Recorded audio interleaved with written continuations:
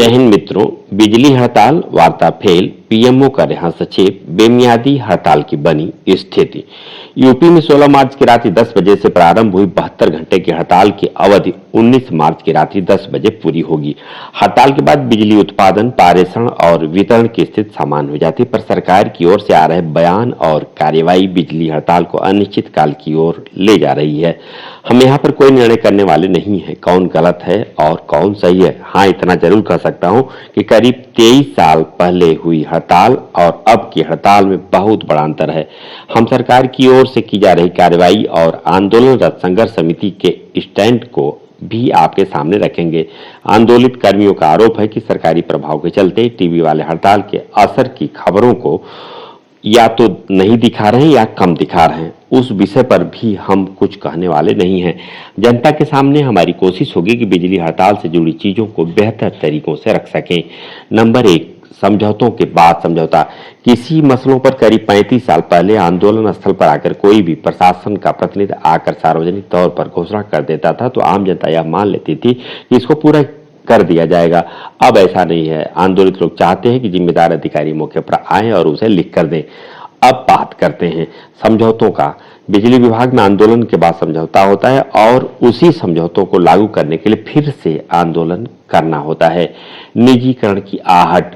पूरे उत्तर प्रदेश में बिजली हड़तालियों के प्रतिनिधियों यानी विद्युत कर्मचारी संयुक्त संघर्ष समिति के प्रतिनिधियों से उत्तर प्रदेश की सरकार में बैठे जिम्मेदारों ने समझौता किया था कि बिजली क्षेत्र में सुधार के लिए राज्य विद्युत परिषद का विघटन किया गया। उसी समझौतों में एक बात और लिखी थी कि राज्य विद्युत परिषद के गठन पर पुनर्विचार किया जा सकता है। बिजली विभाग का घाटा घटने के बजाय बढ़ता गया। सरकार ने जैसे जैसे इलाज करने की कोशिश की वैसे वैसे बीमारी बढ़ती गई। चाहे बसपा या सपा की सरकार रही हो, हर वक्त निजीकरण की तलवार लटकती रही। वर्तमान में तो दक्षिणपंथी सरकार है ही, इसकी नीति ही निजी क्षेत्र के माध्यम से विकास की योजनाएं रहती हैं। अपना हिस्सा कोई छोड़ने के लिए तैयार नहीं है और सभी घाटे की बात कर रहे हैं, जबकि घाटा घोटालों की वजह से है। शक्ति का सरकारी रुख। हड़ताल के दूसरे दिन भी उत्तर प्रदेश सरकार के ऊर्जा मंत्री श्री ए.के. शर्मा ने स्पष्ट किया है कि हड़तालियों के साथ सख्ती बरती जाएगी। एस्मा और राजपाल लगाने की चेतावनी पहले ही दी जा चुकी थी और अब हड़ताल करने वाले 22 कर्मचारियों पर एस्मा के तहत कार्रवाई भी कर दी गई है। वर्ग संघर्ष की बनेगी स्थिति। यूपी की सरकार ने जिन संविदा कर्मियों की बेहतर जिंदगी के लिए कुछ बेहतर नहीं कर सकी, हजारों संविदा कर्मियों की बर्खास्तगी, वे न्यूनतम मजदूरी के लिए तरसते रहे, आवास आदि की सुविधाओं के लिए दो चार होते रहे। अब उन्हें निकाल कर सरकार नए बेरोजगार ITI, पॉलिटेक्निक, इंजीनियर की भर्ती की बात कर रही है। काश संविदा कर्मियों को भी इंसान समझा गया होता और समान काम के बदले समान वेतन या सुविधाएं दी गई होती तो बेहतर होता। ओबरा जैसे स्थानों पर आकर संविदा श्रमिकों की पीड़ा को देखा जा सकता है।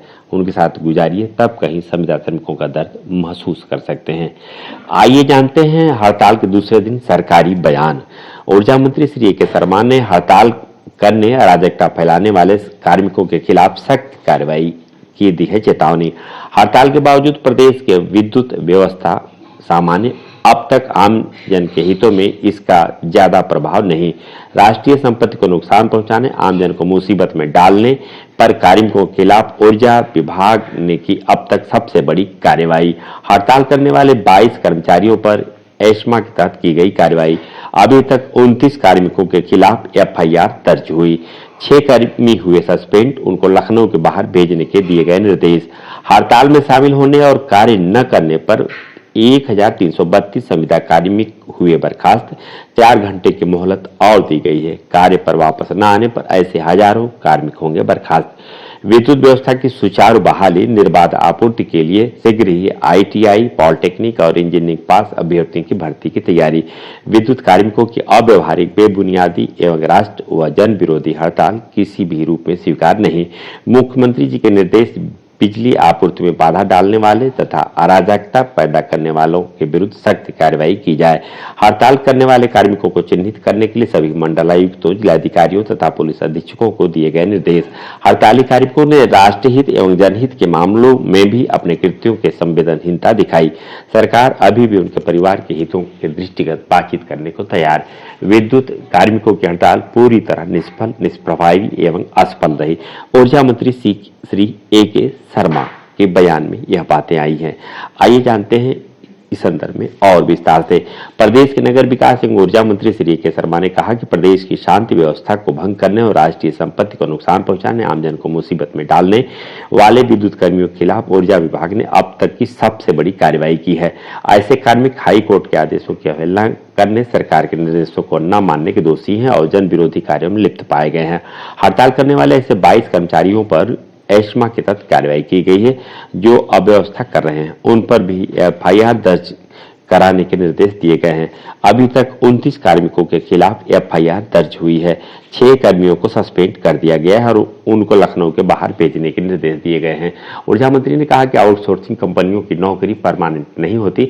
हड़ताल में शामिल होने और कार्य न करने पर 1332 संविदा कर्मियों को बर्खास्त कर दिया गया है। 4 घंटे की मोहलत और दी गई है। कार्य पर वापस न आने पर ऐसे हजारों कार्मिकों को आज रात ही बर्खास्त किया जाएगा। किसी को नौकरी आसानी से नहीं मिलती है, इनके परिवार को भी इसकी चिंता करनी चाहिए। ऐसे खाली जगहों को भरने, विद्युत व्यवस्था को सुचारू रूप से बहाली और निर्बाध आपूर्ति के लिए शीघ्र ही आईटीआई, पॉलिटेक्निक और इंजीनियरिंग पास अभ्यर्थियों की शीघ्र भर्ती की तैयारी की जाएगी। ऊर्जा मंत्री श्री के शर्मा ने आज शक्ति भवन में विद्युत कर्मियों की हड़ताल से उत्पन्न परिस्थितियों एवं अब तक की गई कार्रवाई के संबंध में प्रेस वार्ता कर जानकारी दे रहे थे। ऊर्जा मंत्री ने कहा कि मुख्यमंत्री जी ने निर्देश दिए हैं कि बिजली आपूर्ति में बाधा डालने वाले, अराजकता पैदा करने वालों के विरुद्ध सख्त कार्रवाई की जाए। जन सामान्य को कोई परेशानी न हो, इसलिए निर्बाध विद्युत आपूर्ति में कोई समझौता न किया जाए। विद्युत जैसी आवश्यक सेवा को बाधित करने पर बहाली के लिए माननीय हाई कोर्ट के आदेशों को भी 24 घंटे से अधिक का समय हो गया है। इसके बावजूद भी माननीय हाई कोर्ट एवं सरकार के आदेश को न मानने वाले, कानून को हाथ में लेने वाले विद्युत संघर्ष समिति के पदाधिकारियों, अन्य हड़ताल करने वाले कार्मिकों को चिन्हित करने के लिए सभी मंडलायुक्तों, जिलाधिकारियों, पुलिस अधीक्षकों को निर्देश दे दिए गए हैं। ऐसे कार्मिकों एवं उपद्रवियों के खिलाफ सख्त दंडात्मक कार्रवाई की जाएगी। श्री के शर्मा ने कहा कि विगत 5 दिनों से बिजली कर्मियों के कुछ संगठन के इशारे पर कर्मचारी हड़ताल और कार्य बहिष्कार कर रहे हैं। हड़ताल के बावजूद विद्युत व्यवस्था सामान्य है। अब तक आम जन के हितों में इसका ज्यादा प्रभाव नहीं पड़ा है। हमने हड़ताली संगठनों और कार्मिकों के साथ बार-बार वार्ता की, लेकिन अपनी हठधर्मिता के कारण उन्होंने हमारी बात अनसुनी कर दी और राष्ट्रीय एवं जनहित के मामलों में भी अपने कृत्यों से संवेदनहीनता दिखाई। विद्यार्थियों की पढ़ाई, जनता की परेशानी, मार्च में राजस्व की वसूली, रिवाइंप योजना की कार्यों में अवरोध किया। उन्होंने बिल्कुल चिंता नहीं की। ऊर्जा मंत्री ने कहा कि सरकार उनके परिवारों के हितों की दृष्टिगत अभी भी बातचीत करने को तैयार है। ऐसे लोग कार्य बहिष्कार छोड़कर सरकार का सहयोग करेंगे तो सरकार भी उनके प्रति संवेदनशीलता दिखाएगी। कुछ संगठन हमारा सहयोग कर रहे हैं, निष्ठा से कार्य कर रहे हैं। एनटीपीसी, केस्को, टाटा और बजाज समेत कुछ निजी संस्थान विद्युत उत्पादन इकाइयों को चलाने में हमारी मदद कर रहे हैं। इस परिस्थिति में जनता ने भी हमारा साथ देकर अपने धैर्य का परिचय दिया है। ऊर्जा मंत्री ने कहा कि प्रदेश की विद्युत उत्पादन क्षमता वर्तमान में 28,000 मेगावाट है। डिमांड अभी इसकी आधी ही चल रही है। पावर आपूर्ति एवं मांग में कोई समस्या नहीं है। कुछ जिलों में आधी तूफान एवं बारिश से विद्युत आपूर्ति प्रभावित हुई है, जिसे ठीक किया जा रहा है। हड़तालियों एवं असामाजिक तत्वों द्वारा कुछ जगह विद्युत आपूर्ति एवं लाइन डिस्टर्ब करने की कोशिश की गई है। कुछ जगहों पर विद्युत संयंत्रों, line, फीडरों, sub station, high tension line को क्षतिग्रस्त किया गया है। इसमें देवरिया के हेतिनपुर जंगल तथा आजमगढ़ के लाल घाट के क्षेत्र में ऐसी घटनाएं हुई हैं। इस प्रकार की सभी घटनाओं का संज्ञान लिया जा रहा है। ऐसे उपद्रवी चाहे आकाश, पाताल, नदी, तालाब, झील, समुद्र, जंगल में कहीं चले जाएं, उन्हें चिन्हित कर दंडित किया जाएगा। कहीं से भी विद्युत व्यवधान की जैसे ही जानकारी मिली, कोशिश करके इसको ठीक कराया गया। विद्युत कर्मियों के हड़ताल का आमजन के जीवन में कोई विशेष प्रभाव नहीं पड़ा है। विद्युत संपत्ति को क्षतिग्रस्त करना राष्ट्रीय संपत्ति को नुकसान पहुंचाने जैसा है।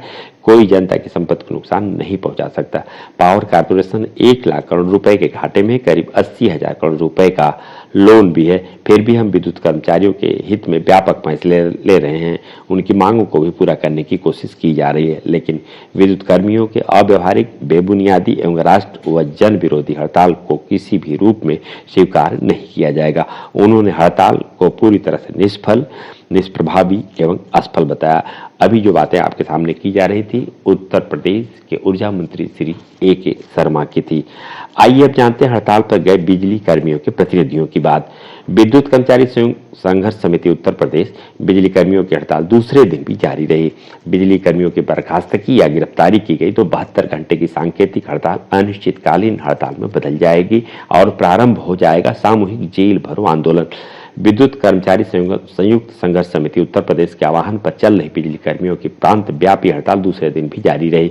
विद्युत कर्मचारी संयुक्त संघर्ष समिति के बिजली कर्मी नेताओं की गिरफ्तारी के आदेश की चर्चा के बीच यह चेतावनी दी है कि यदि शांतिपूर्ण ढंग से आंदोलनरत बिजली कर्मियों को गिरफ्तार किया गया या बिजली कर्मियों की बर्खास्तगी की गई तो ऊर्जा निगमों के तमाम बिजली कर्मचारी, जूनियर इंजीनियर, अभियंता और निविदा संविदा कर्मी अनिश्चितकालीन हड़ताल पर चले जाएंगे और पूरे प्रदेश में सामूहिक जेल भरो आंदोलन प्रारंभ होगा।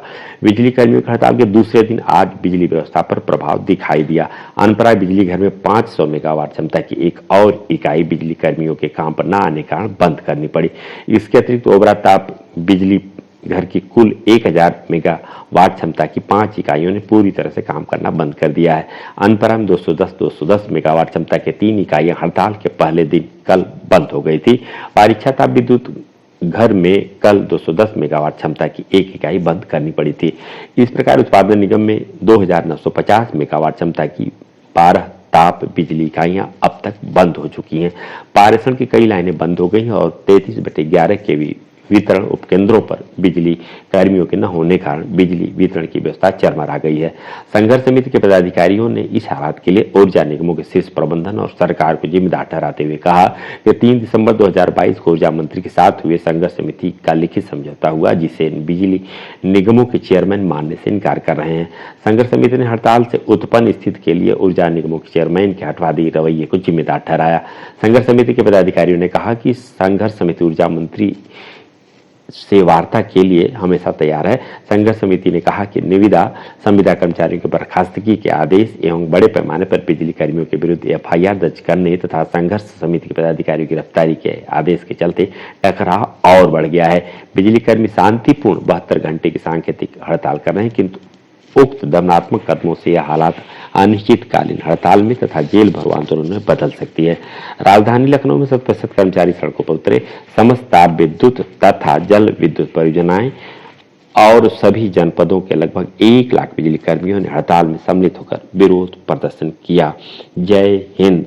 अभी जो सूचना हमें प्राप्त हुई है कि ऊर्जा मंत्री के साथ विद्युत कर्मचारी संयुक्त संघर्ष समिति के प्रतिनिधियों की वार्ता चल रही थी, परंतु वह बेनतीजा साबित हुई।